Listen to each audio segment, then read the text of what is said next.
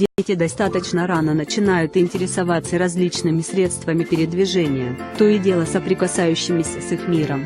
Причем машинки и велосипеды нужны и мальчикам, и девочкам. Исследования показали, что когда ребенок обзаводится собственным транспортом, он быстрее развивается физически, учится самостоятельности, наслаждается свободой действий и активнее познает мир. При выборе детского транспорта имеет смысл обратить внимание на следующие факторы. Первое – безопасность.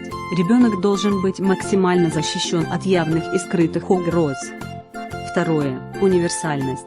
Возможность адаптации конструкции к росту ребенка. Третье – радость, эмоциональное восприятие ребенком внешнего вида и функциональных качеств транспорта.